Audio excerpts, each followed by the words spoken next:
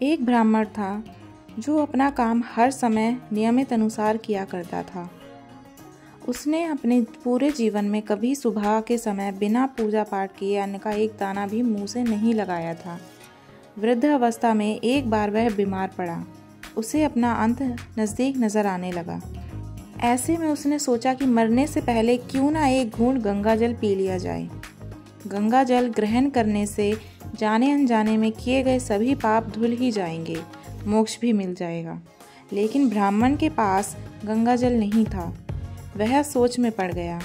कोई रास्ता नहीं सूझ रहा था कि कैसे मंगवाएं गंगा जल। तभी संयोगवश कबीर दास उस ब्राह्मण के घर आ पहुँचे। उसका हालचाल पूछने के बाद कबीर दास ने उनकी सेवा करने की इच्छा प्रकट की। ब्राह्मण भावुक हो उठा और बोला, बेटा, वैसे तो मुझे किसी सेवा की आवश्यकता नहीं है, लेकिन अगर मेरे लिए कुछ कर सकते हो तो मुझे कहीं से एक लोटा गंगा जल ला दो।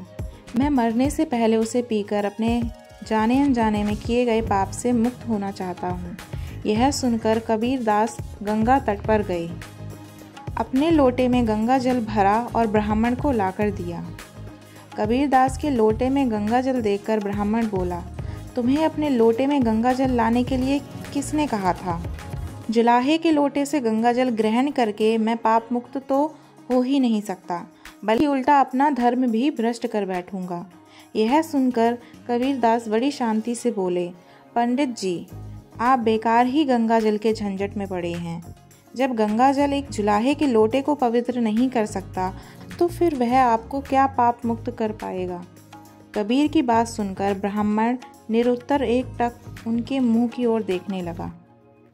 उसे समझ आ गया कि कर्मों का फल भुगतने से बचने और मोक्ष पाने का सही रास्ता गंगा जल को समझना उसकी भूल थी।